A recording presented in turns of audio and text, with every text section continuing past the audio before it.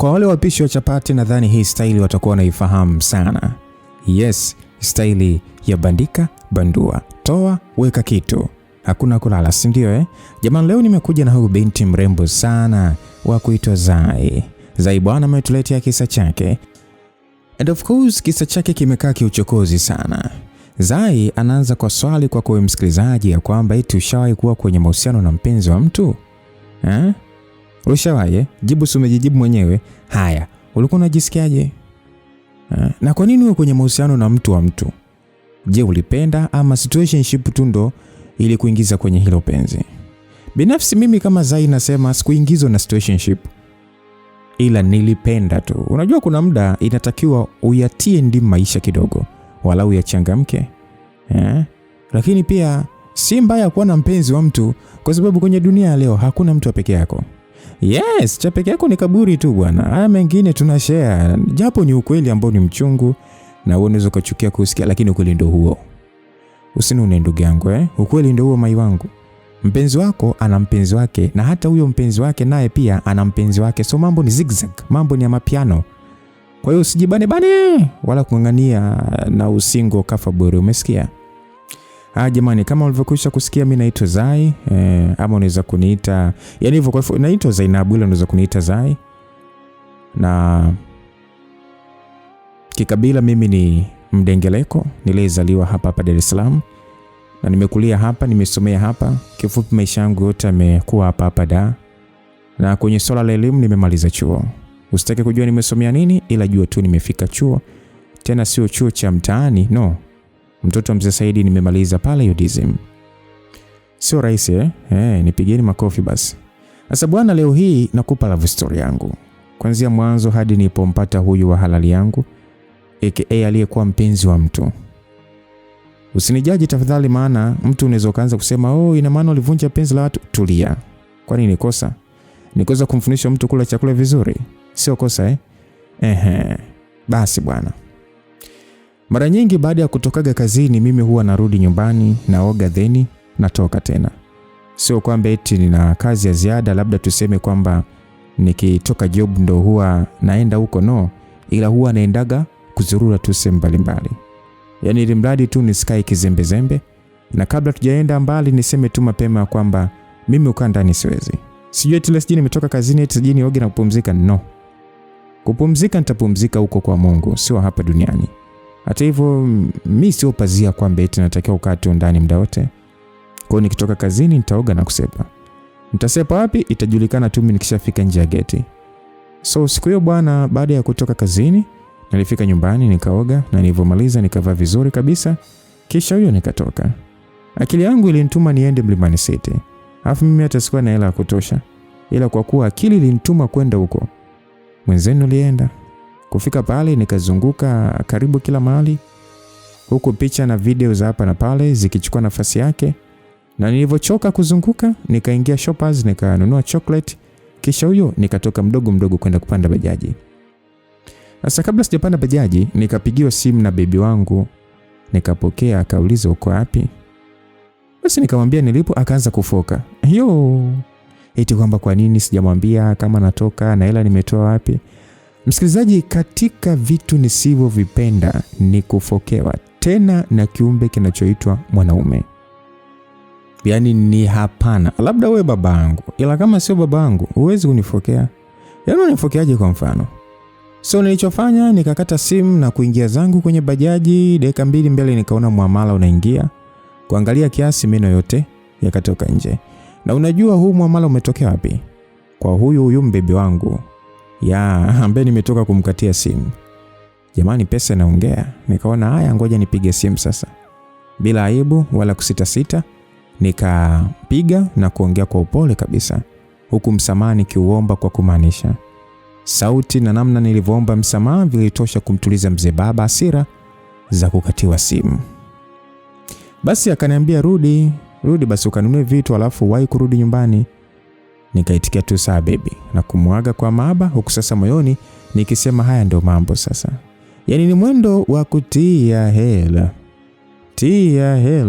Jamani, pesa ndo lugha yangu. Kwa hiyo ukiwa na mimi make sure unatia hela na sio maneno ama makasiriko. Sasa unataka kuja kunipandishia kisukari eti kisa sijakuaga? Kwani tumeoana au mimi nakuaga ili iweje? Umenipa hela? No. Kama hujanipa hela mimi nakuaga ili iweje kwa mfano? Hakuna sababu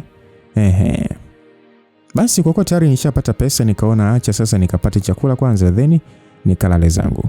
Kwa hiyo nikamwambia dereva anipeleke hadi sehemu moja hivi ambapo wanauza nyama choma. Kufika nikaagiza portion zangu za kutosha, kisha nikawa busy na simu yangu huku nikisubiri kuletewa oda yangu. Sasa wakati nikiwa busy kusubiri, akaja mkaka mmoja hivi kanyooka kinyama. Yaani unajua kanyooka Kwanza lilikuwa limepanda hewani, mwili umejazia kidogo. Alafu sasa ni kama raia wa kigeni hivi, maana liko kama Mwarabu si Mwarabu, Mturuki si Mturuki. Kiufupi sikuelewa asili yake ni ipi, ila tu alikuwa ni wa moto kuliko moto wenyewe. Basi alipofika, kwa kuwa sasa sehemu zilikuwa zimejaa na meza yangu pekee ndio ilikuwa na nafasi, akaja kwa karibu yangu. Bila hata salamu wala kuniangalia, akawa busy na simu yake. Taratibu nikamwangalia kwa umakini kabisa na kutupia jicho pembeni. Nikaona vidada vinapapalika tu na kutamani kusogea. Moyoni nikasema kuna watu watakuja kufa vibaya. Yaani mtu kama huyu ndo wa kusimamishia masikio na kutamani kuwa naye karibu. Mkaka HB hivi. Watu wako serious na mioyo yao kabisa. Mimi sitaki shida kabisa. Kwanza hata mazoea nao sitaki. Kwa hiyo nashukuru amefika na kuwa busy na biashara zake. Basi wote tuliendelea na mambo yetu hadi pale nilipoletewa oda yangu. Kitu sahani imejazwa minyama tu, yani hakuna chandizi wala ugali. No, ni nyama tu. Bila kuvunga wala kupepesa macho, nilipokea, nikaagiza na kishushio kikaletwa pale. Maji yako wapi? Nikanao na kuanza kupiga. Sasa yule mkaka naona alihisi huenda nimeagiza msosi wa watu watatu au labda wako njiani wanakuja, ila akashangaa naanza kupiga finyango moja hadi nyingine, mdogo mdogo tu, mlima uko unapunguzwa. Uvumilivu kamshinda. Akaacha kuangalia simu yake na kuniangalia. Kichwani akawa anajiuliza, huyu dada ndo anakula mzigo wote huu? Na vile alivyo mrembo kweli yote anamaliza? Mtoto wa mzee Saidi mimi sina hata habari. Nikaendelea kupiga zangu sasa nikishushia na juice. Na kama masiala vile nikamaliza zote. Nikaona hapa anaangalia mifupa ilivyosuuzwa na kubaki misafi. Kuongea ndo hivyo hawezi, so akaisha tu kunishangaa tu. Nikainuka zangu na kunawa. Na baada ya kumaliza kunawa nikaletewa bill pamoja na portion zingine zikiwa sasa zimefungwa vizuri tu kwa ajili ya kubebwa. Nikalipa bill, hata kuomba change sikutaka nikainuka zangu na kusepa. Kaka yule aligeuza shingo na kuniangalia hadi nilivyoishia. Basi jamani, baada ya kutoka nilichukua usafiri, nikarudi zangu home. Kufika nikaweka nyama nilizokuja nazo kwenye friji, kisha nikalala. Sasa kesho yake ilikuwa ni weekend. Na kama ilivyo kawaida kwa siku hii, nilimpigia simu mama usafi, akaja na kunifanyia usafi wa kila kitu. Alivyomaliza nikamlipa chaki, kisha huyo nikatoka. Naenda wapi? Kwa shoga zangu. Naenda kwa shoga yangu kwanza hapo kumcheki Aziza. Huyu Aziza bwana ni rafiki yangu toka utotoni na tumesoma wote, tukamaliza wote na kazi tukapata mwaka mmoja japo sehemu tofauti. So nilifika kwa shoga yangu, kitu cha kwanza baada ya kufika kwa huyu shoga yangu bwana nimuuliza kwamba uko tayari, kwa sababu kama uko tayari yani nakwambia tutatoka hivyo hivyo. Niliongea nikiwa hata sijamuona, maana alikuwa chumbani na mimi nifika sebeni. Aziza baada ya kumuuliza hivyo hakujibu, badala yake alitoka chumbani akiwa tayari kashajiandaa. Jamani, ndege wafana nao ndo warukao pamoja. Yani hivi nilivyo mimi na Aziza yuko hivyo hivyo. Yani ni mwendo wa kupenda raha na mizururo. Basi baada ya kutoka chumbani akiwa tayari sasa kwa ajili ya kutoka, hatakuwa na story. Nikainuka tukatoka nje na kuingia kwenye gari na safari ikaanza. Tulikuwa tunaenda wapi tunajua sisi. Sasa tukiwa zetu busy kubabaika pale bwana, simu ya Aziza ikaita bwana. Aliyepiga ni rafiki yetu mwingine. Kwa hiyo bila kupoteza muda Aziza akachukua simu na kupokea. Ajabu, baada ya kupokea, kabla hata kusema halo, alinigeukia na kuniangalia kwa jicho la kulikoni tena. Nikamuuliza kwa vitendo, vipi, kuna nini? Hakujibu, badala yake akaweka loudspeaker. Nikashangaa sauti ya Rehema akilia kwa uchungu. Wote tuliangaliana na kuuliza kwa pamoja, wewe Ray, kuna nini, mbona unalia? Ray hakujibu, badala yake aliendelea kulia. Tukaona kuna mtu kavuta gamba nini. Bila kufikiria tuliahirisha safari yetu na kwenda nyumbani kwa Ray. Kufika tunamkuta mtu analia kama kafiwa na mume wa wiki moja. Marafiki sie, Rose kawa juu kujua nini kimemkuta rafiki yetu. Si nikasema kabla tujaanza kumtuliza na kuuliza nini kimemkuta, acha nimfunge kitenge tumboni. Uchungu usije kuondoka naye. Haraka nikachukua tenge na kumfunga. Halafu ndo tukaanza kuuliza sasa shida ni nini? Kama ni kufa, kafa nani? Sasa baada ya kumbembeleza kwa muda mrefu ndo akaja kusema hicho kinachomliza. Rea akasema kwamba mwezi amini jamani, Junior kaniacha. Hivi ni dada boya. Yaani kulia kote kule hadi tunalifunga tenge la tumbo kumbe limeachwa. Nilimweka kofi la mgongo kwanza wala akili mkae sawa. Nikamuliza kwamba kwa hiyo haya makelele yote na mapulizo na kutoka huko mapuani kumbe unamlilia Junior. Rea akasema kwamba Zai, kwa mimi kuacha sio kitu. Nikasema wewe mtu leo ujinga wako bwana. Kuacha ndio maacha kwa mara ya kwanza. Alafu Aziza huyu itabidi tumzibue mibao ya kichwa wala ubongo urudi kwenye reli. Yaani ametutoa huko roho juu, tumegonga huko magenge ya watu kumbe upuuzi tu. Alafu afadhali huyu mpuuzi kakuacha, maana mimi nilikuwa simpendi nini. Nilivyosema hivyo Rea akasema kwamba kwa hiyo muda wote huo ulikuwa humpendi mwanaume wangu. Nikasema nimpende ili iweje sasa. Basi mabishano alibuka pale. Aziza akajaribu kututuliza, ila kabla hatujatulia simu yangu iliita. Kuangalia naye piga ni mpenzi wangu. Nikatuliza kisukari kwanza na kupokea. Halo, kitendo cha kupokea simu tu. Nilimwangalia Aziza na kuitoa simu sikioni nikaweka loudspeaker. Sauti ya mdada akikazana kusema halo ndio ikae nasikika. Wote walitulia na kunipampu niongee. Na mimi bila pressure nikasema kwamba yes hello. Bidada upande wa pili akasema unaongea na Mena. Nikaambia okay Mena, nikusaidie nini? Mena akasema sina shida yoyote na wewe, ila nimetaka tu kujulisha kuwa huyu mwanaume ni wa kwangu mimi. Kwa hiyo bidada, cheza karata zako vizuri na ole wako siku nije kukukuta naye ndio utajua mimi ni nani mbwa wewe. Alivyosema hivyo, nitabasamu nikaambia kwamba sawa mbwa mwenzangu, kila laheri. Sikutaka kusikia lolote nikakata simu. Aziza na Ray waliniangalia kwa mshangao kusema kwamba sasa mbona umekata simu? Nikamwambia kwamba umetaka nifanye nini sasa? Sasa nitaka kunijuza tu kwa mwanaume si wa kwangu peke yangu. Sasa tayari ujumbe umefika au kuna lingine? Ray alisonya na kusema kwamba dada, naona wewe ushapuliziwa, wewe sio bure.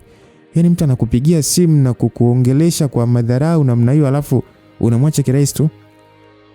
Nikamwambia Ray kwamba binti, sina muda wa kupoteza kugombania mtu asiye na mbele wala nyuma. Nikaja kuharibu siku yangu bure. Nilivyojibu hivyo Aziza akasema kwamba ila hapana bwana. Zai, nahisi utakuwa tuna mpango wa kando, ila kusema kwamba umwache hivi sio kweli. Nikasema kwamba jamani, hivi mnataka nikapigane kisa mwanaume? Mwanaume huwa anapiganiwa kweli? Mnaniambia ni yani nyinyi sija hata mnasema nini yani. Basi baada ya kusema hivyo Ray akajibu kwamba si ni mwanaume wako. Nikasema wewe, mwanaume wangu wa ndoa ipi? Hebu sikieni bwana, mimi Zai kupoteza muda na nguvu zangu kisa mwanaume siwezi. Tena siwezi kabisa, kwa sababu najua kuna mwanaume wa mwanamke mmoja. Na tena mjua hajaoa yule. Kwa hiyo hata akitembeza fimbo yake si mbaya. Ni yeye, mimi kikubwa ananipa pesa na afya yangu inalindwa basi. Mwingine mimi namwachia yeye. Aziza alicheka na kusema kwamba hapana, hii haiwezi kwenda bure. Nakwambia hii haiwezi kwenda bure. Yaani mimi nitalivaa. Wewe ngoja. Yaani ugomvi mbona utavua kama wa kwangu, ngoja uone. Yaani mtu umekuwa naye miaka na miaka, eti leo linakuja jitu lisiloeleweka na wewe eti hakuna mwanaume aliye na mwanamke mmoja. Hii haiwezekani. Nakwambiaje Zai, hii haiwezekani. Ngoja Ray, hebu inuka hapo. Maana naona sasa anataka kuleta ujinga. Basi kama si hala hivyo aliinuka na kubadilisha nguo akavaa vijora. Tayari kulivaa ugomvi lisilo la kwao. Baada ya kuwa tayari wakataka kuniinua ili twende tukaliamshe, niligoma kuinuka. Nikasema kwamba jamani, hebu naombeni mtulizeni akili zenu kwanza basi. Naombeni mtulieni kwanza. Aziza akasema kwamba tutulize akili kwa utulivu gani bwana? Hebu amka bwana, tumfuate mpuzi. Nikasema kwamba yani mumfuate, yani mnatumia uchawi kufika huko aliko ama mmesahau kama G yuko Dodoma? Nilivyosema hivyo Ray alikaa kiuchovu na kusema alafu kweli bwana, tumewaka bure na kusahau hayupo. Sasa hapa tunafanyaje? Nikamwambia mnafanyaje kuhusu nini? Sasa hebu sikieni bwana, mimi mambo ya kupigana kisa mwanaume siwezi, mmesikia hata hivyo hatuna future yote, maana mwenzangu Mkristo na ukiangalia kwangu kubadili dini ni no, haiwezekani. So acha tafute mwingine, na akipata mie kwa moyo safi tu mimi namwacha aende. Basi kinyonge Aziza alikaa chini na kusema kwamba ila mmetoka mbali sana bwana Haji. Si sawa kwanza kupigiwa simu na vimada wake bwana. Nimwangalia na kucheka, kisha nikamwambia kwamba unajua tuachage tu nafiki. Maana mimi sioni kama ni ajabu mtu hajaoa atakana mwanamke mmoja hivi. Okay, tufanye yeye basi kakosea. Vipi nyie hamna michepuko? Tufanye jika kosea na wauliza nyie hapa mlipo muone mimacho yenu. Nyie hamna michepuko nyie? Jibu ni kwamba mnao, tena sio mmoja. Ila bado mna wapenzi wenu. Sasa kwa nini yeye asiwe naye? Au mtasema ni tofauti? Mnataka kumvalia hapa kijora mwanaume. Nyie hamna wanaume wengine. Tumwacheni kijana watu bwana alizake maisha. Ray inaangalia kwa dharau na kusema kwamba yani wewe utakuwa ushapata bwana mwingine mpuuzi wewe. Yani ulivyokuwa unampenda Jivila alafu unakubali kirahisi. Nikasema sasa Ray ndugu yangu, hivi unataka mimi nifanye nini jamani, ili hali hakuna ndoto yoyote kati yetu? Ray akasema hata kama bwana. Nikasema wewe, machungu yako ya msiba wa kuachwa yameisha, si ndio? Kwa hiyo Aziza twende zetu. Ray akasema sije mimi nataka kwenda wapi? Na vipi uko na gari lako? Nikamwambia wewe tunaenda kula raha. Kuhusu gari langu hapana, bado sijarudishiwa. Akasema ila baba yako naye jamani, sasa ndo nini kulishikilia muda mrefu kiasi hiki? Nikamwambia bwana atajua mwenyewe bwana, hapa cha msingi mimi nijichange tu ninyoe la kwangu. Basi tumemaliza kuongea, nikamwangalia Ziza ambaye alikuwa kimya muda wote huku sasa akiwa busy na simu yake. Nikamwambia kwamba kwani mwenzangu vipi, yani mbona kama sura imebadilika? Basi bila kuniangalia akasema kwamba naona je anataka kunifanya mimi mpumbavu. Yani toka juzi namwambia niende kwake tena simiti kasafiri. Alafu muda huu kakosea kushare live location na inaonyesha yuko Mbezi. Sasa ngoja nimuonyeshe uchizi wangu. Aliongea na kuinuka akachukua pochi yake na kutaka kutoka. Nikamwambia wewe sasa unaenda wapi? Asema mimi namfuata kwake. Nikamwambia alafu nini dada? Kwani uone atakuwa na mwanamke mwingine? Na ndio maana hakutaka niende kwake. Ray kusikia hivyo aliinuka na kumwambia kwamba wewe ndio umeongea. Si tunaenda wote ama? Akasema hapana, huyu mimi na mudu. Yaani ikiwa peke yangu na mudu vizuri sana, acha nimfuate kwanza. Basi bila kuongea nilimwangalia tu. Akaondoka. Ray naye akaanza kuposti status picha za mpenzi wake mwingine kusasa akiweka maneno ya mahaba. Nilimwangalia na kubaki nikicheka. Moyoni nikasema kwamba ukikuwa utaacha ujinga. Kisha nikainuka na kuchukua vitu vyangu na kumwambia haya mimi naondoka zangu. Akasema wewe nice, unaenda wapi? Nikamwambia wewe nenda wapi tena, kwani tulikuwa na miadi ya kuonana na wewe hapa ama? Akasema bwana sio vizuri, mwanzo mimi na huzuni alafu nataka kuniacha mwenyewe. Kaa basi shoga yangu basi hata uondoke hata usiku. Nikamwambia niondoke usiku? Ina maana mimi nikae hapa ni kuanzia saa 4 hii hadi huo usiku? Hapana. Hiyo kazi ya kukaa ndani masaa yote hayo tena weekend kama hii. No, siwezi. Kwa hiyo wewe mwenye huzuni zako baki uomboleze wewe, ukichoka utalala au sio? Ray akasema yani wewe siku utakayokuja kutuliza hao makalio yako chini, sijui utakuwa umekutwa na nini. Maana shoga yangu yani kama sijui ulilambo visigino na umbwa koko. Nikamwambia wewe achana mimi bwana. Na kwanza ushukuru Mungu atukujua unalilia mapenzi, maana usingetuona hapa. Niliongea sasa nikipiga hatua kwenda nje. Nikashika zangu njia na kuelekea barabarani ili nimpe urahisi mtu wa Bolt. Basi bwana, baada ya usafiri kufika nikaenda zangu beach fulani hivi ya Kishua. Kufika nikala zangu raha pale. Baadaye nilivyochoka nikaenda sehemu ya kupumzika na kujilaza. Sasa wakati nimejilaza sasa macho yangu akiwa busy kuangalia watu wanavyoenjoy. Si nikamwona yule kaka ambaye nilikutana naye kule kwenye nyama choma. Kwanza niliinuka nikakaa ili sasa nihakikishe ni yeye ama usikute naona mawenge tu, labda macho yangu yameingiwa na maji ya bahari. Ila nilivyomwangalia vizuri nikagundua ni yeye bwana. Sasa uliza alichokuwa anafanya. Yaani watu wenye hela bwana wanajua kukujichosha kwa kweli. Yaani weekend yote eti mtu unatoka kwako na laptop mkuku hadi hapa. Kufika kitu unafanya ni kuwa busy na kazi. Uoi. Ni maisha mateso. Na alikuwa busy na kwambia yani hata ni kuinua uso wake angalia hata mbele hakuna. Yeye muda wote tu maji kwenye laptop. Huku sasa akikimbilia video tu yani tete. Mimi nikamwangalia kwa muda mrefu, yani hadi nafika jioni hajanuka alipokaa.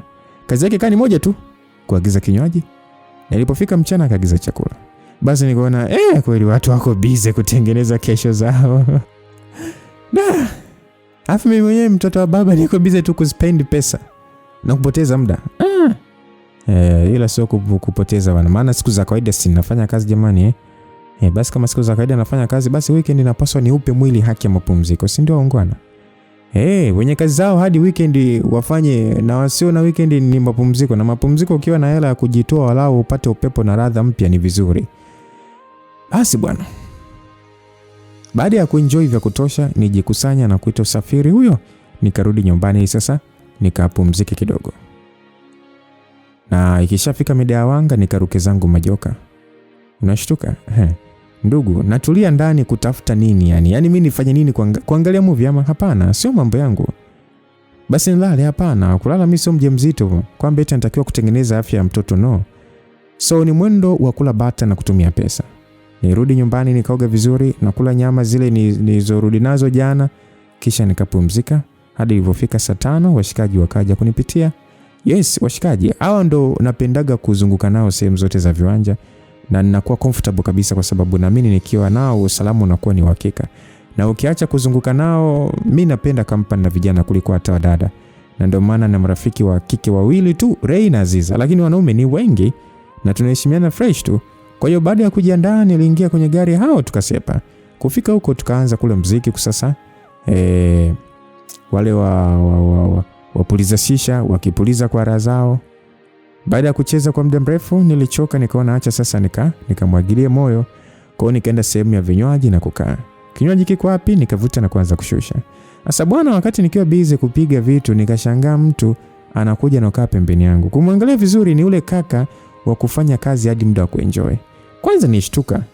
Na sikushtuka eti kwa sababu eti hakuwa na muonekano wa kuwa sehemu kama ile, no, ila nilishtuka kuona na muona kwa mara nyingine tena. Sasa nikahisi huyu mtu ananifuatilia ama, yani kwa nini toka jana tu nakutana naye? Na kama ananifuatilia mimi, anafanya hivyo ili weje? Niliweza nikimwangalia nikahisi huenda anaweza kunisemesha. Ila kama kawaida yake aliagiza kinywaji na kuanza kunywa bila hata kuongea na mtu. Moyoni nikasema huyu mpuuzi anaweza kuwa ametumwa na watesi wangu aje kunipoteza, maana haiwezekani hii mikutano iwe ya mara kwa mara. Basi haraka nikashuka nilipokaa. Nikamsogelea na kusema kwamba hey. Kaka yule baada ya kusema hivyo aligeuka na kuniangalia. Angalia yake ni kama vile alijua na mfuata kumtongoza. Nikamwambia kwamba sijakufuata hapa ili nikutongoze, naona unaniangalia kwa madharau. Nataka nikuulize kitu kimoja. Kwa nini toka jana na kuona kila mahali unanifuatilia? Nilivyosema hivyo alikunja uso na kusema kwamba unaongea kuhusu nini? Nikasema unaongea kuhusu nini? Yaani kwamba hujanisikia ama? Nimesema toka jana na kuona kila mahali ninapoenda. Je, unanifuatilia ama? Yule kaka akasema kwa nini nikufuatilia? Na una nini cha maana hadi nikufuatilia? Nikamwambia tisi kwamba na nini cha maana? Sina cha maana. Bro, unajaribu kumtukana kisomi, si ndio? Nilipomuuliza hivyo aligeuka na kuniangalia kwa muda, kisha akasema kwamba acha niliweke hili sawa.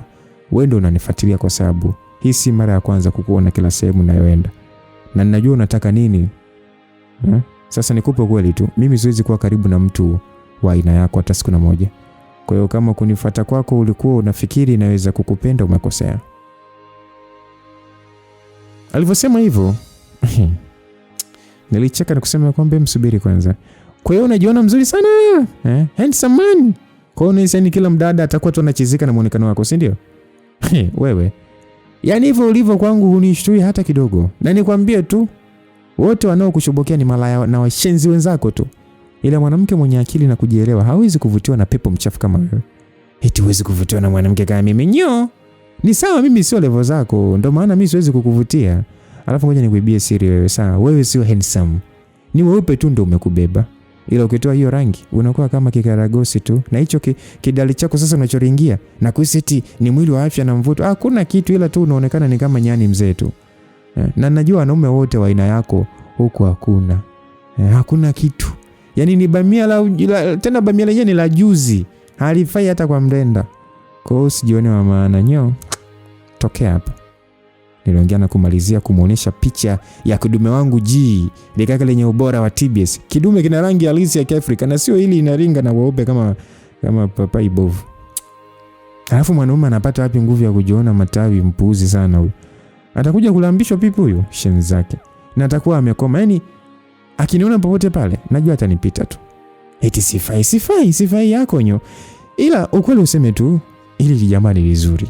Jamani, sema tu sitaki kufa na mapenzi, maana hawa kuvunja mioyo ya watu ni noma. Yaani ni kitendo cha sekunde tu napigwa rungu la kichwa kule. Kwa hiyo kujihami muhimu. Maana nina historia nao. Hawa kaka mahenisa ndugu yangu, nina ushuhuda nao, walijua kuninyoosha. Afu na wao ndio sababu leo hii naamini hakuna mwanaume wa mwanamke mmoja. Hawa mbwa. Wanajua kuua hisia za watoto wa watu. Yaani maskini unaungua ukiwa mzima kabisa. Unatoka na kilema cha hisia. Moyo nao unakuwa umelegea kiasi ambacho yani hauwezi kukaza tena. Hauwezi. Niacheni mjukuu wenu nachanganyikiwa mimi. Sitaki kumbuka kabisa machungu ya nyuma mimi. Ila kwa ushauri wangu tu hakikisha unakaa mbali na hawa kaka kwa gharama yote ile. Tena ukiona anataka kukuzoea, kimbia, wala hata usiangalie nyuma. Maana utakuja kufa vibaya wewe. Basi baada ya kusema hivyo bwana, kaka yule aliniangalia kwa jicho la hasira sana. Akataka kuongea, kabla hajaongea kuna kijana akaja mbiombio na kusema kwamba sorry boss, nilikuwa mbali, vipi? Nimfanye nini huyu? Eti anifanye nini? Kabla hata bosi mtu hajajibu, nilimgeukia na kumwambia kwamba unauliza eti nifanye nini? Kaka, jaribu hata kugusa uone. Jaribu hata kugusa hata tu nyuzi ya nguo yangu. Nikuoneshe. Eti nifanye nini? Unaona mimi ni wa kuguswa kirahisi? Niliongea sasa nikivimbisha kifua mbele. Kifua chenyewe sasa. Unataka kifua chenyewe kilikuwa basi kinaliziwa basi. Nikakinyonye tu kadogo. Yaani unajua kuna ule mtu akikutikisili ile kifua la mbele hivi, yani wewe unahisi kuvurugwa. Unahisi hapo ukipigwa tu na ziwa la kulia basi marehemu. Lakini sasa mimi kakifua kana vinyonyo tu vidogo. Hata kutikisika mbele yani viligoma. Nikaa kama natengeneza. So kwa hapo sasa kusheki vile kifua changu kama mtoto wa kike ni ile kujipanga tu kupigana. Kaka yule aliniangalia bila kuongea neno. Nikasikia mlizo wake ita anaambia kwamba bosi, sema nimtupie nje ama. Nikamwambia kwamba we umtupe nani nje? Aya niko hapa niguse uone. Eti nimtupie nje, unitupe mimi nje. Nimekuwa takataka, thubutu kunigusa uone kitakachokuta. Thubutu kunigusa. Kwa mara nyingine akaa kimya. Mimi hata sitaki hata kukaa kimya, ndo kwanza natafuta ugomvi. Uzuri wa shikaji waliwahi na kunitoka sasa wakimwomba jamaa msamaha. Niseme tu walinisaidia, maana namna alivyokuwa akiniangalia angesema arushe ngumi ama kofi moja tu na hisi ningekuwa ICU mwezi mzima. Ila sasa malaika wangu alinichomoa kibabe, lakini sikutolewa pale eti nikiwa kimya. Cha mdomo mimi niliongea na kujifanya nataka kubaki ko nikasa napiga migoti, niache nimuonyeshe. Ila moyoni sasa nasema hebu nitoeni haraka. Basi nikatolewa pale na kupelekwa nje kwenye gari, walau sasa nitulize ngeri. Sekunde nyingi naona jamaa anatoka hapo sasa, uso sasa umekuwa mwekundu. Kabla ya kuingia kwenye gari akageuka na kuniangalia. Jicho liloniangalia lilitosha kuniambia nimechezea sharubu za simba. Ila kujifanya kichwa ngumu nikamtukana kwa kumnyoshia dole la kati bwana. Hakufanya kitu, akaingia kwenye gari na kuondoka. Sasa mimi nikabaki nasema kwamba ungebaki uone nitakavyokusuuza boya wewe. Jamani, pombe nizokunywa leo. Pombe naona za leo zingenipoteza vibaya mno. Ila fresh bwana. Kwa nini anifananishe na wadada wapuuzi wasiojielewa? Eti namtaka mimi namtaka mimi. Nimtake kwa lipi ni kwa mfano? Ila jamani nili handsome na linafaa kwa matumizi. Pepo shindwa usije ukanitawala mimi, shindwa. Usije kuniponza mimi. Na kwanza najua baada ya hapa sitamuona tena. Na hata ikitokea nikamuona najua heshima ipo kuanzia sasa hivi. Basi nilitulia na baada ya muda nikarudi zangu ndani na kuendelea kula raha. Upande wa pili bwana, mzee baba baada ya kufika nyumbani aliingia ndani na kukaa kwenye sofa. Uso wake ulionyesha hasira kali sana. Mikono yake alikunja ngumi. Kijana yule sasa ambaye nilihisi ni mlinzi wake, kumbe hakuwa mlinzi ila ni msaidizi wake binafsi. Kaka watu hakuwahi kuona bosi wake akiwa na hasira namna ile. Hivyo kitendo cha kuona akiwa vile, aliogopa na kubaki amesimama asielewe aongee ama aseme nini cha kumtuliza hasira. Basi bosi mtu baada ya kimya kifupi akasema kwamba Dani, nataka kumfahamu yule mpuzi. Dani akauliza kwamba mpuzi, yani unaongea kuhusu yule binti ama?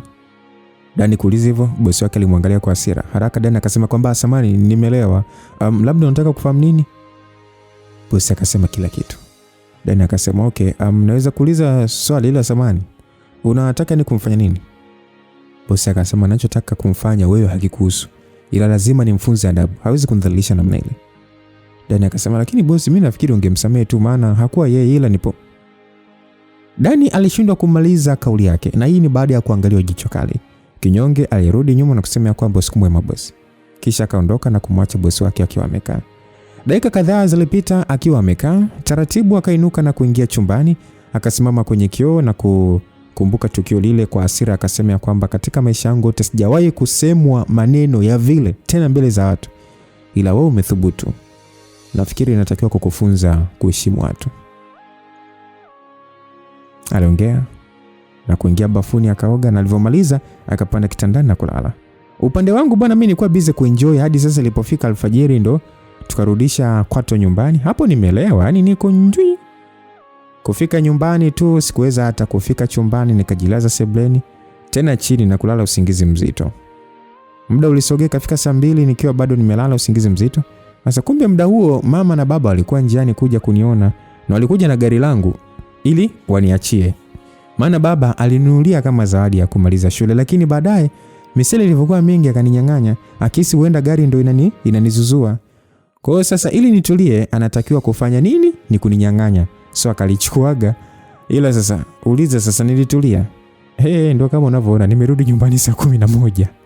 Na jamani, mimi sijisifii, ila naona ni wakati wangu kula raha, kwa sababu zitakuja nyakati ambazo hata muda wa kwenda club sitaupata.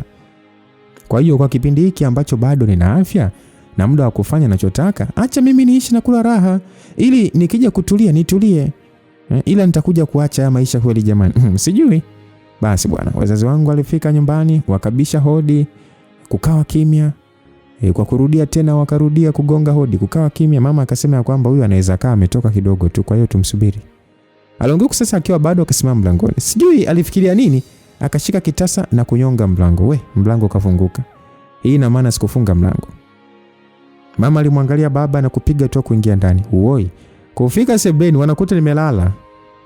Sina hili wala lile. Tena niko ani mbali kiusingizi. Nguo nilizovaa zilifanya baba akageuka kuzuia kuniangalia. Mama kwa aibu aliingia chumbani na kuchukua shuka akanifunika. Baba hakuweza kukaa tena, akamtupia mama funguo za gari langu na kuondoka kwa hasira sana. Mama akabaki ananiangalia tu. Maisha yangu aliwaumiza sana, lakini hawaelewi nini wafanye ili niishi katika njia njema. Maana kama ni kuongea walishaongea sana, ila ni kama wanatwanga maji kwenye kinu. Basi kinyonge mama alianza kuangalia mazingira ya ndani, akapitia kimoja kimoja na mwisho akaenda kuandaa chai na kunywa. Baada ya chai akakaa kuniangalia tu. Muda ulienda, ikafika saa 7 mtoto wa kike ndo nikaamka. Kuangalia mbele yangu nikaona mbona kama namuona mama. Itakuwa ni mawenge ya pombe nini? Taratibu nikajiinua. Hapo sasa niko kama teja.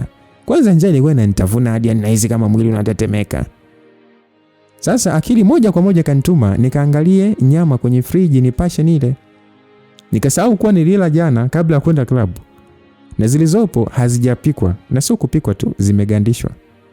Basi kiuchovu sasa nikiona mawimbi tu, nikaangalia ila sijaona kitu. Nikakaa chini kwanza. Mama akainuka na kunifuata, akanishika mkono na kuniinua, akanipeleka kwenye sofa na kunikalisha, kisha karudi jikoni na kuchukua supu alioniandalia na kunipatia. Ilikuwa ya moto ile, sasa nilifakamia ndani ya dakika 2 tu ilikuwa tayari nimemaliza. Hapo kidogo nikaanza kuona mwanga, nikainuka na kwenda kuongeza. Na baada ya kushiba nikarudi sebuleni, nikakaa na kumuuliza mama, vipi mama? Umekuja saa ngapi? Baada ya kumuuliza hivyo mama akajibu kwamba nimekuja tangia asubuhi. Nikasema sasa si ungeniamsha mama. Nilivyosema hivyo mama alikaa kimya akiniangalia kwa muda mrefu, kisha akaniuliza kwamba hivi Zai mwanangu, mbona unataka kutuua na pressure? Nikauliza kuua kivipi tena? Mama akasema unauliza yani kuua kivipi? Huoni mambo unayoyafanya? Zai, tumekulea kwa maadili na misingi ya dini, ila una sasa maisha unaoishi wewe. Hivyo ni wakuishi hivi kweli? Nikasema mama bwana, mama ushaanza. Sio kuanza mwanangu. Maisha unaoishi sio mazuri. Wewe ni mtoto wa kike, upaswi kuishi hivi. Kuna maisha ya kesho. Mama naelewa, lakini pia unatakiwa kuelewa kuwa sio lazima niishi maisha ambayo mnataka nyie. Ndio naelewa inaweza kuwa sio sawa, ila tayari ni maisha ambayo mimi nimechagua na sioni kama ni shida, maana sibi cha mtu wala mimi sikatishi maisha au ndoto ya mtu. Ni mimi na maisha yangu tu, kwa hiyo hakuna tatizo lolote mama. Kwa hiyo wewe unaona maisha unayoishi ni sawa? Ndio mama. Mama alishusha pumzi ndefu na kusema, haya, babako amerudisha gari lako. Kama utaendelea kuishi au maisha utajua mwenyewe. Basi kusikia nimerudishiwa gari, nilishangilia na kutoka nje. Kweli nikalikuta kwa furaha nikampigia simu baba na kumshukuru. Mama hakuwa na cha kumweka pale tena. Hivyo aliondoka, nikaingia zangu bafuni, nikaoga na nilipomaliza nikakaa kusogeza masaa kidogo huko sasa nikifikiria hapa kwenda. Sasa wakati nikiwa nimepumzika zangu bwana, simu yangu ikaita kuangalia mpigaji ni Ray. Nilipokea nikashangaa kusikia eti Aziza amepigwa na bwana wake. Kwa mshangao mkubwa nikauliza kwamba bwana wake yupi na kwa nini ampige? Ray akasema kwamba wewe naye ushaanza maswali yako akijinga bwana, kwani jana alienda kwa nani? Nikasema toba, ina maana Jay ndo kamponda na yuko kwanza yuko wapi sasa? Kaniambia kwamba hivi yani bwana, yani kwanza hapa mimi navongea na wewe ndo katoka hospitali. Yani nikavimba kama katiwa mira. Aisee, sikutaka kuendelea kusikia lolote, nilikata simu, nikavaa nguo chapu, nikachukua funguo na kuingia kwenye gari huyo moja kwa moja hadi kwa Aziza. Kwa hiyo kufika pale nakuta bidada kapigika kama mwizi. Kumuuliza kimetokea nini, akaniambia tu kwamba mwenzio jana nilifika nyumbani kwake, nikawafumania akiona mwanamke wake. Kama unavyonijua nilivyomiss kutaka cha maelezo nikamrukia. Nilimrukia bidada na kutaka kumtembezea kichapo. Dada, nilichokutana nacho, bora hata ungekuepo labda hata ungenisaidia jamani, maana yule dada jamani zaidi ya bondia. Nakwambia nilipigwa, nikapigikwa, nilipigwa. Na je alivyo msenge, akataka kuniacha. Mwenzako nini kaona nakufa, acha nianze kumuita ili aje aniokoe. Kilichotokea shoga yangu, yani alivyosogea na kutaka kunisaidia, alipigwa kichwa cha pua chali, nikageukiwa na kuendelea kupewa kipondo. Yani niko hai tu. Jamani, na hapo unavyoona napumua ni kwa neema tu ya Mungu jamani, ile yule dada hapana, ilikuwa nife. Alimaliza kuongea. Kiukweli nilishindwa kujizuia na kubaki kucheka tu. Yani alienda kufumania ndo aliyepigwa na mfumaniwaji. Tena na bwana akapewa na cha juu. Kwa kweli waje wana vituko. Ila yote kayataka. Sasa wewe mtu unajua nguvu zako ni za soda, alafu eti unaenda kichwa tu, madeti ni bwana wako. Kuna wadada wengine. Walitolewa bikra na baiskeli. Ogopa sana hao wadada. Maisha vijijini nginga. Wewe. Hata hivyo alijua kunipara. Kwanza wazo langu la kumfuata huyo Jay liliishia hewani, maana kama mambo ndo haya, sipo. Na sina cha kufanya zaidi ya kumpa pole tu. Ila kwenda siendi, wewe nisije kupasuliwa bure. Ila huyo dada jamani kokote aliko jamani kajua kuninyoshia mtu. Na sijui kama atakuja kuwa na kelele cha kwenda kumfumania bwana wake tena. Basi bwana, mimi nikana mgonjwa kwa muda mrefu.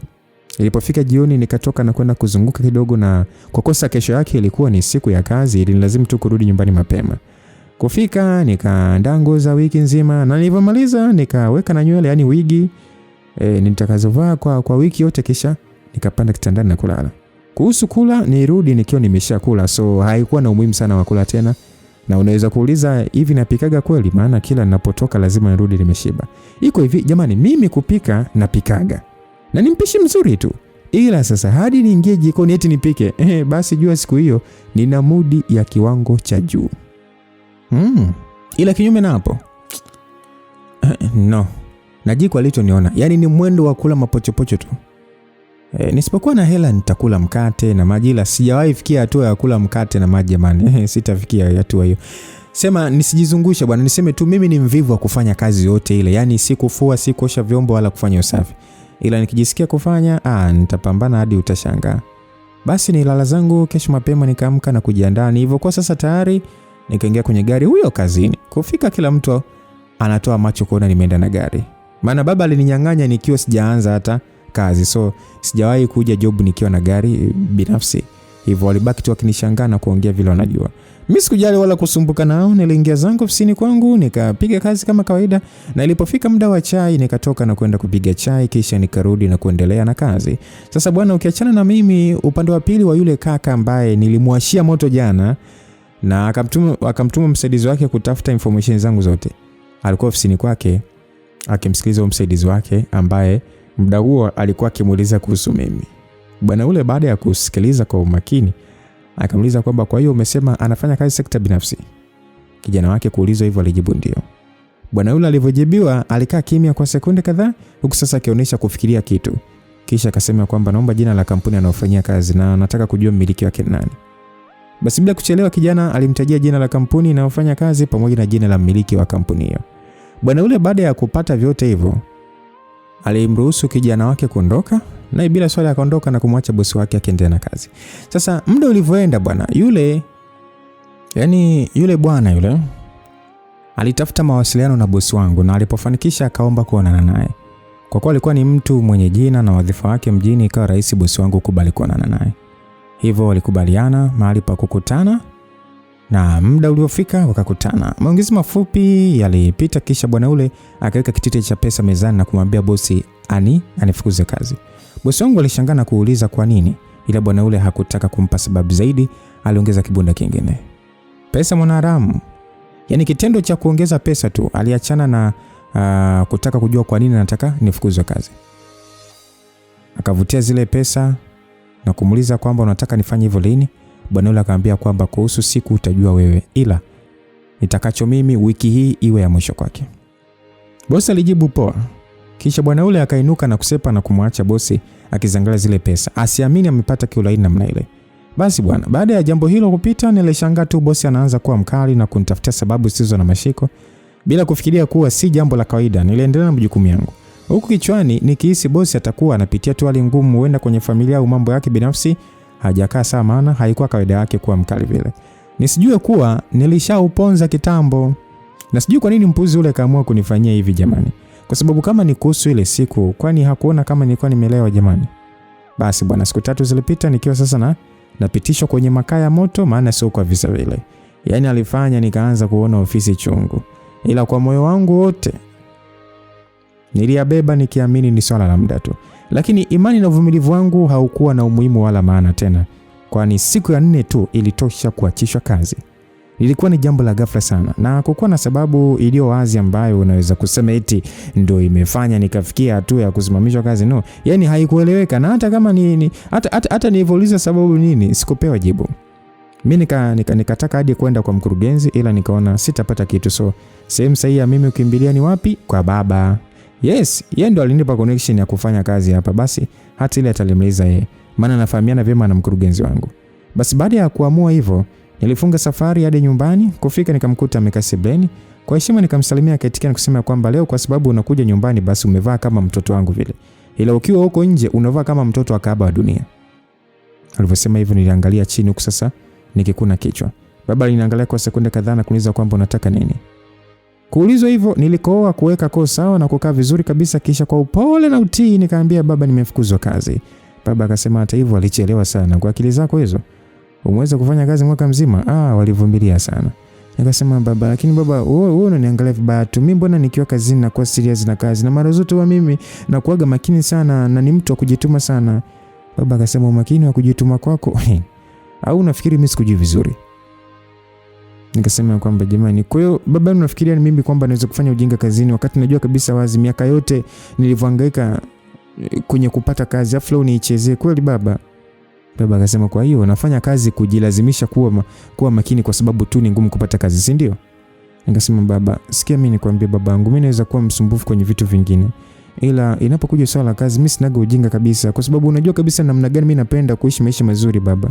Na ili niweze kuishi maisha mazuri lazima mimi nilinde kazi yangu. Kwa hiyo mimi na hapa baba, mimi sijafanya kosa lolote lile, na mimi sielewi kwa nini nimesimamishwa kazi. Niliongea kwa kujitilisha huruma. Baba aliniangalia akacheka na kuniambia kwamba unajua ungekuwa hufanani na mama yangu ningesema wewe sio mtoto wangu kabisa. Maana tabia zako hakuna mtu yote kwenye familia yangu ambaye yuko nazo, Sasa sijui Mungu aliliona yani ndo maana akaninyima mtoto wa kike kwa miaka mingi.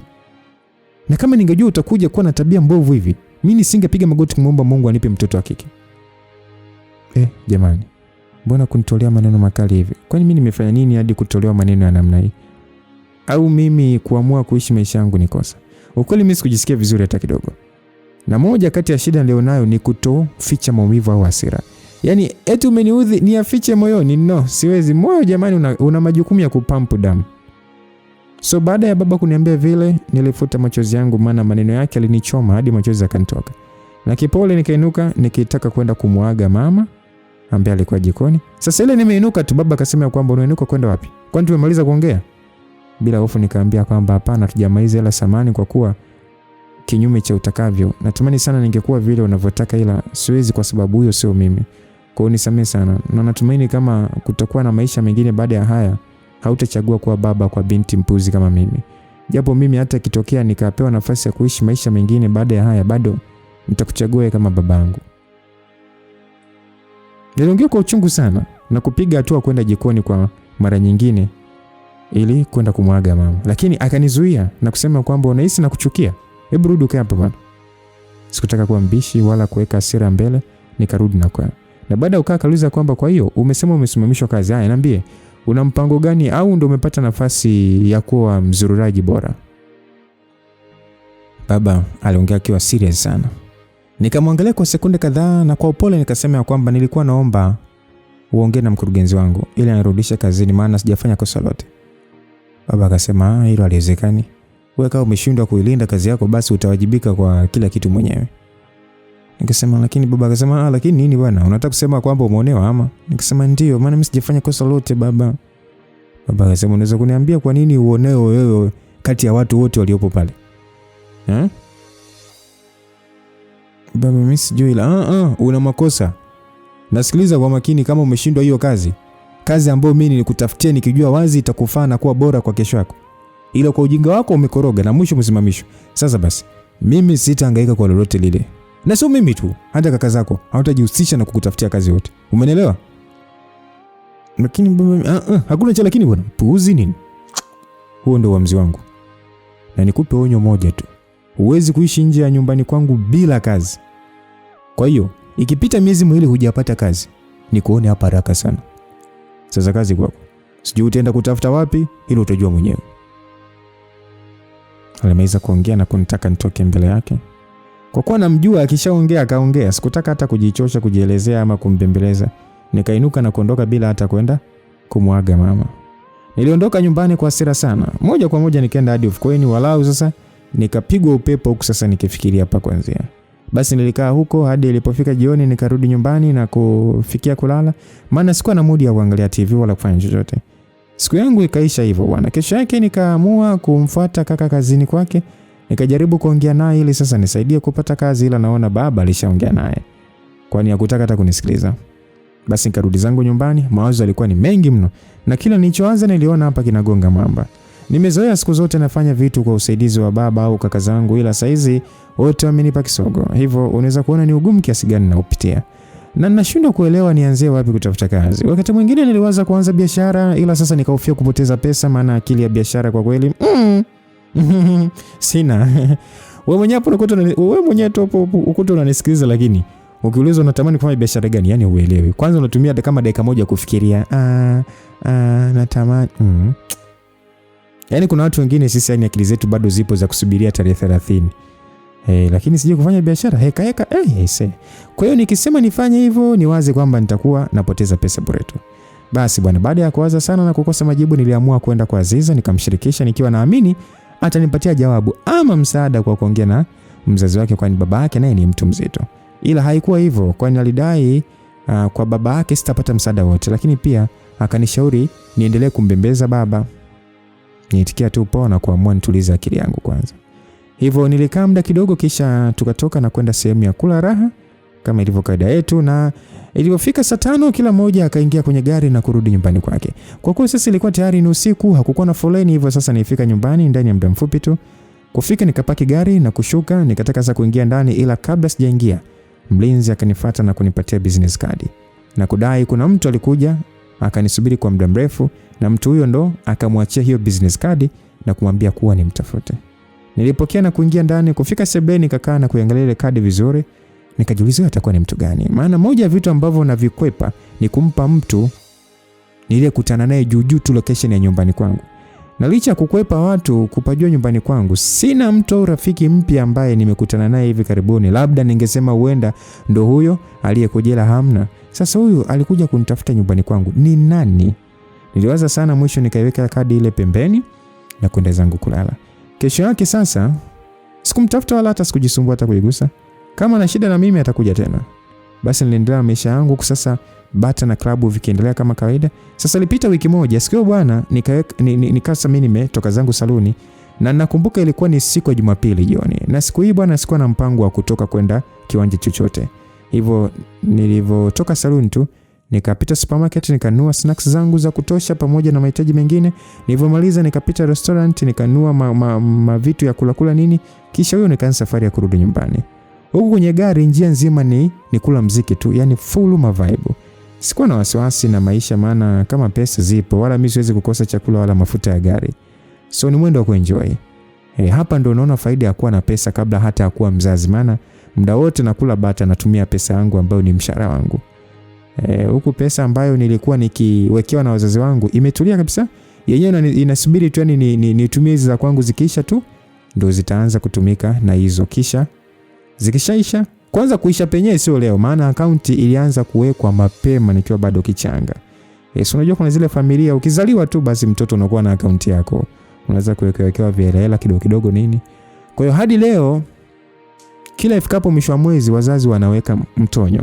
Japo kiasi wanachoweka yani si kama kile ulichokuwa nakiweka kipindi sijaanza kufanya kazi. Ila bado wanaweka. Kwa hiyo sina kazi na maisha yangu yanasonga kama kawaida kabisa.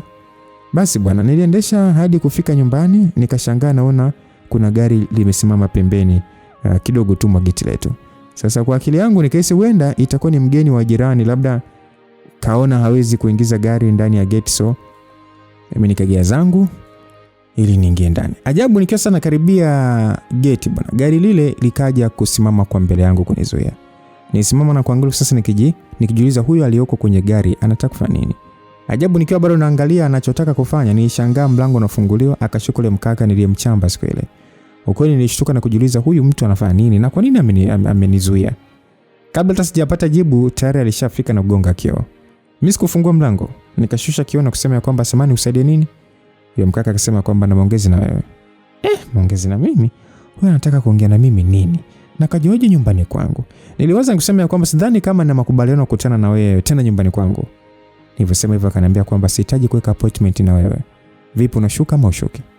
Nikasema what? Excuse me. Yani mbona kama una force na nikuuliza nini unataka kuongea nini na mimi? Kwani yani tunafahamiana au kuna lolote ambalo tunapaswa kuongea? Akasema kwamba unashuka ama ushuki. Nikasema sishuki. Akasema good. Utapaa kuingia ndani kwako. Aliongea na kurudi kukaa ndani ya gari lake. Nilibaki kama nimepigwa bumbuazi. Yani huyu mtu anataka nini? Na kwa nini anifuate nyumbani? Na amefahamu vipi kama mimi naishi hapa? Niliwaza kubaki nimekaa nikiamini kwamba atachoka na kuondoka. Lakini dakika zilikata bila kuondoka. Nikataka sasa nishuke niingie ndani, ila sasa nitaachaje gari njiani? Siwezi. Hapa itabidi tu nimsikilize. Basi bwana nilishuka nikiwa na hasira na kwenda kumgongea kwenye kioo. Akashusha kioo na kunipa ishara nizunguke upande wa pili niingie kwenye gari. Thubutu. Nani aingie kwenye gari? Ili nikanyofolewe figo. Maana kwa jicho lioniangalia siku ile baada ya kumchamba alikuwa salama. Kwa hiyo swala la kuingia ndani ya gari lake no. Bila kuzunguka nikamwambia kwamba mister, siwezi kuingia kwenye gari lako kama unataka kuongea na mimi, sawa? Na kama unataka kuongea na mimi ongea tu nakusikia. Akasema kwamba binti, sijaje hapa kuja kufanya maonyesho ya kipuzi, umesikia? Nimekuambia ingia kwenye gari, hutaki rudi kwenye gari lako ukae. Nitaka kujibu ila kabla sijajibu honi ya gari ambalo lilipiga kutaka nitoe gari barabarani ili apite. Ili nishtua, nikamgeukia na kumtaka asogeze gari, akasogeza gari lake ili sasa mimi nitoe gari langu barabarani. Akageuka kuangalia siti za nyuma na kusema kwamba shuka katoa ile gari pale. Haya, na wewe panda. Aliongea na mlango wa nyuma ukafunguliwa, akashuka msaidizi wake. Nilitaka kukataa ila sasa sikuwa na namna, maana nilikuwa nazuia watu kupita. Hivyo niliingia ndani ya gari yake na msaidizi wake akaingia ndani ya gari langu. Nikashangaa anaosha gari na kugeuza na kuondoka, huku sasa nyuma msaidizi wake akanatufuata nyuma. Nilipata hofu nikamuuliza kwamba unanipeleka wapi? Bila kuniangalia kanijibu kwamba utajua ukifika. Nimetekwa. Aliendesha na kwenda mbali kidogo na nyumbani na kwenda kusimama moja kati ya supermarket. Baada ya kuona amesimama sehemu ambayo naifahamu, nilishusha pumzi ndani na kumwambia kwamba haya, ongea unachotaka kuongea niondoke zangu. Na nikwambie tu hiki ulichokifanya leo usije kurudia kamwe. Na ukifanya tena basi sherehe itafuata mkondo wake. Kwa utulivu hali ya juu, alifungua mkanda na kusema kwamba huo mzimu unaofanya kazi ndani yako na kukufanya uropoke, iko siku utakuja kukuua. Nikasema kwamba kwa unataka nikusema kwamba mimi nina mizimu ama? Akasema sio nataka, nimesema ndio una mizimu yani. Hebu tuachane na ile. Vipi? Umeamua kuridhika kukaa bila kazi au unafikiri baba yako atakusaidia? Alivyosema hivyo nishtuka, nikasema umesemaje? Akasema wewe umeshanisikia, so nijibu. Nishangana kujiuliza hivi kajuaje kama nimesimamishwa kazi na amejuaje kama mimi nimekaa kusubiri msaada wa baba? Nimwangalia kwa muda mrefu huku sasa nikijiuliza maswali. Alivyoona nimekaa kimya akaniambia kwamba ngoja nikusaidie maana naona kama unawaza sana. Iko hivi. Mimi ndo nimefanya ukasimamishwa kazi. Na nimefanya hivyo kwa sababu nataka uje kufanya kazi kwangu. Nishtuka nikasema nini? Akasema kwamba hujasikia nirudia ama? Hebu ngoja kwanza unataka nini kwangu? Na kwa nini uwe sababu ya mimi kusimamishwa kazi? Wewe, nimekwisha kuambia kwamba nimefanya hivyo kwa sababu nataka uwe mfanyakazi wangu. Kwa hiyo ni swala la wewe kukubali au kukataa. Na nikwambie tu, ukikataa kwa madai ya kuwa utapambana mwenyewe kutafuta kazi, nikwambie tu hautoipata kwa sababu sitaruhusu hilo. So bila kujisumbua na kupoteza muda, kubaliana na mimi. Jamani, hivi kwani mnamwelewa huyu mtu? Eti yeye ndo kunifanyia mpango nikasimamishwa kazi na mimi huyu Zai niende kuwa mfanyakazi wake. Mfanyakazi huu where? Ama karogwa. Ngoja kwanza, yani anataka kulipiza kisasi ama? Sasa ubaya gani mkubwa ambao mimi nimefanya hadi anataka kulipiza kisasi? Na kama ni kisasi basi sikashanifukuzisha kazi, basi aniache mimi nihangaike kutafuta nyingine. Ile habari sijeta kutaka tena mfanyakazi wake. No. Kaula wachuya. Sikutaka kuchekiana naye wala kujifanya timu nyonge. Nilikataa katu na kumtaka akae mbali na maisha yangu. Sasa nikimpa na vitisho iwapo tu ataendelea kunifuatilia, basi kitamkuta kikubwa sana. Baada ya kuongea sana aliniangalia akatabasamu kisha akasema kwamba umecheza sehemu nyingi sana. Ila hii sasa naogopa kuambia kuwa umeingia pabaya. Zai, hauwezi kuniponyoka wala hauna uwezo kunifanya nikae mbali na wewe. Labda tu nitake mwenyewe. Ila wewe huwezi. Kwa hiyo binti Kasuku, usipoteze muda wako, sema ndio uanze maisha mapya ama urudi kwenu. Na najua hutaki kurudi kwenu kwa sababu hautakuwa na uhuru. Hivyo chagua. Chaguo ni lako na business card unayo, so ukiona uko tayari utanicheki. Aliongea na kuniruhusu niondoke. Mimi sikuwa na muda wa kuendelea kupoteza. Nilishuka, msaidizi wake naye akashuka kwenye gari langu na kunipisha. Nikaingia na kuendesha kurudi nyumbani. Nilifika nikaweka vitu sehemu yake kisha nikakaa na kuanza kutafakari kilichotokea. Ni wazi huyu mtu ananiona mimi mjinga kwamba ni eti anaweza kuniingiza kwenye mtego kirahisi hivyo. Na najua anataka kunilipizia kisasi kwa sababu hawezi kutaka niwe mfanyakazi wake bila sababu. Kwa hiyo hapa ni anataka kunilipizia. Sasa huyu kanikosa. Tena kanikosa pakubwa sana. Na siku nikimuona narudi hapa wallahi nitamuitia mwizi maana naona sasa anataka kuniletea ujinga.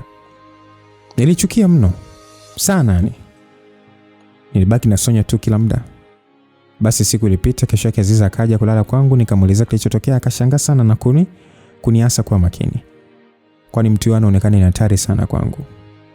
Nilimtoa wasiwasi na kumueleza kuwa haniwezi na hawezi kubadilisha kitu chochote kwenye maisha yangu.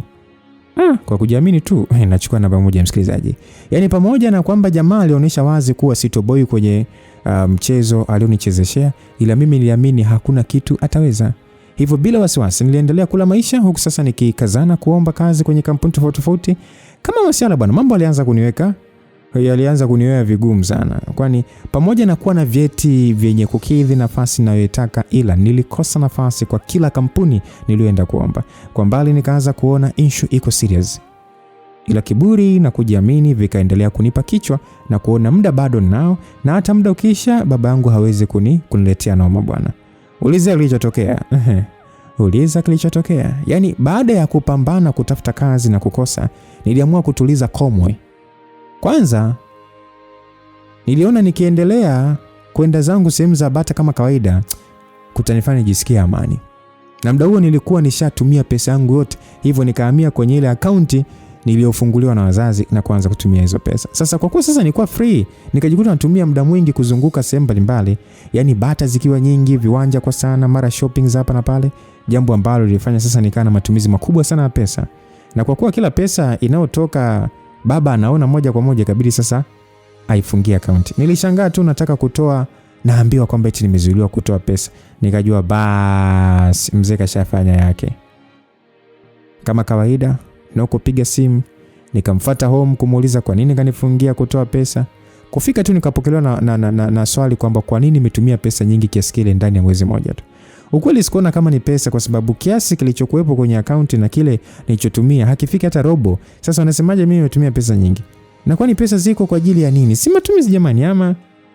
Majibu niliyomjibu baba hayakujitosheleza. So akaniambia hawezi kuifungua na akaniambia muda alionipa kukaa bila kazi umeisha. So nirudi nyumbani haraka sana. Asa ukali aliotumia haukuniruhusu mimi kujitetea hata kidogo. So nikarudi kwangu huku sasa nikiwa sielewi hata nifanye nini. Kwa sababu kukaa hapa bila hela ni ngumu sana na kurudi nyumbani ni ngumu zaidi, maana nikirudi tu basi sitakuwa na uhuru wa kutoka kwenda sehemu yoyote ile, kitu ambacho kitafanya sasa niwe ni mtu akaa tu ndani.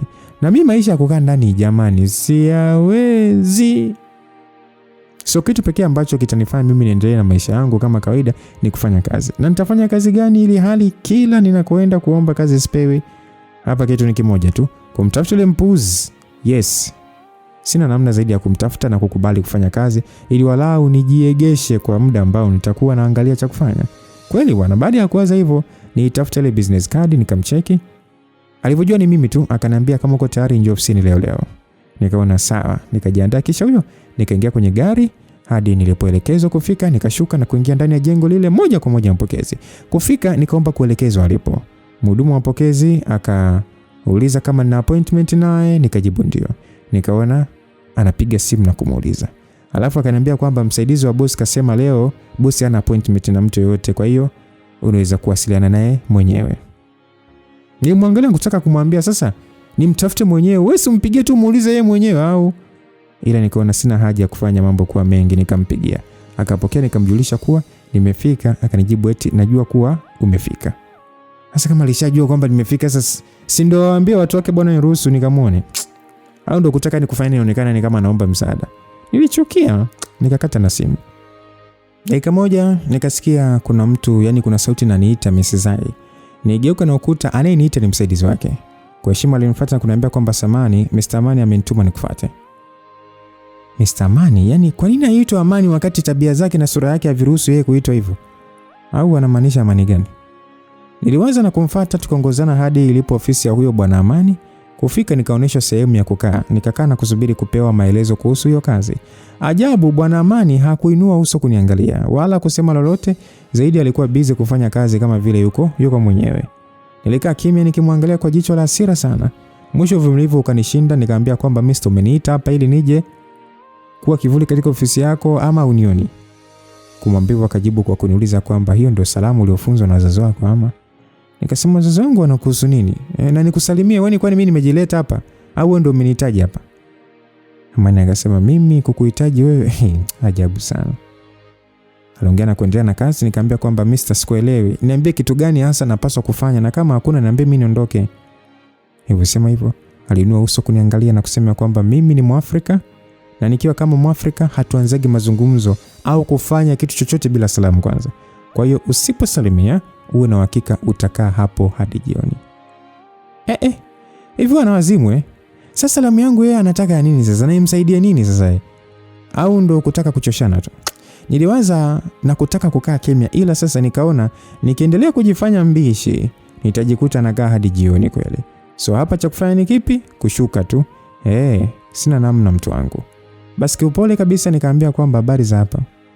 Niliongea ile sasa hakunijibu wala hata kuniangalia. Nikamkata jicho hilo. Basi tu. Nikarudia tena habari za hapa. Kwa maana nyingine tena hakunijibu. Nilipata hasira nikamwambia kwamba hivi unasikia raha sana mimi kunionyesha madharau yako, si ndio? Nilivyosema hivyo kwa upole, huku sasa akiendelea na makazi yake, akaniambia kwamba ukiniangalia ninaonekana ni mtu kama walika sana wewe, hata unisalimie kiuni namna hiyo. Ningesema kwamba kwa kuambia habari za hapa ni kiuni jamani. Ama huko kwenu ndio huwa mnatafasiri hivyo. Amani akasema kwamba achana na kwetu. Hivyo ndivyo unavyowasalimiaga kaka zako? Nikasema sasa ushasema kaka zangu, wewe sio kaka yangu. Akasema mimi sio kaka yako wala mimi siwezi kuwa kaka yako, ila ni zaidi ya kaka yako. So unatakiwa kunisalimia kwa heshima. Hivyo ana wazimu nini? Niliwaza na kutaka kuinuka, maana nishaona hapa naletea ujinga. Ila kabla hata sijaamka nilifikiria nikaona nikiondoka haitakuwa suluhisho. Hivyo nikatuliza akili na kumwangalia atafanya nini. Naona safari hii nimekutana na kichaa zaidi yangu. Jamaa aligoma kuongea chochote hadi apewe salamu ya heshima. Nilikaza ila mwisho nikashuka na kumwambia tu kwamba shikamoo Mr. Mani. Kusikia hivyo alitabasamu na kusema sijasikia vizuri umesema? Yani wewe mpuzi, sasa nikiukamata kwenye engo zangu yani utajuta tu mbwa wewe. Niliwaza hivyo sasa nikimwangalia kwa jicho la hasira. Akauliza tena kwamba Mrs. Ai, umesemaje vile? Shikamoo Mr. Mani. Oh, marhaba binti mzuri, jambo? Sijambo. Vizuri, nikusaidie nini? Nisaidie nini ukimaanisha nini sasa? Wewe si ndio umeniita? Elezea shida yako. Msikilizaji hivi jamaa. Ila fresh tu. Nilikoa kuweka kosa. Msemani nilikuwa naomba kazi. Kazi? Oh, kuhusu kazi umepata. Aliongea na kutoa mkataba akanipa na kusema kwamba huu ni mkataba unaotakiwa kusaini pasipo kusoma kilichoandikwa ndani yake. Alivyosema hivyo, nilimwangalia na kumuuliza kwamba hivi unajua maana ya neno mkataba? Ya, najua. Ila hii ni sheria yangu, pasi kusoma hata neno moja zaidi unatakiwa kusaini tu. No, siwezi kusaini kitu ambacho sijui kinahusu nini. Okay, basi sawa, unaweza kwenda. Kudadadeki. Leo nimeingia cha kiume. Nilimwangalia kutamani kuondoka kweli, ila sasa nilishindwa kwa nilihitaji ile kazi kwa hali na mali. Hivyo nikaamua kusaini pasipo kusoma kama alivyonitaka. Na baada ya kumaliza alichukua akaangalia vizuri kisha akaniambia kwamba una sahihi nzuri sana. Nadhani pia anapaswa kukupa hongera kwa kupata kazi, ila kazi yako haitaanza leo, kwa hiyo unaweza kwenda na kesho utakuja na kuonyeshwa kazi yako. Basi mimi nilinuka na kusema asante nikiwa tayari nimeshageuka.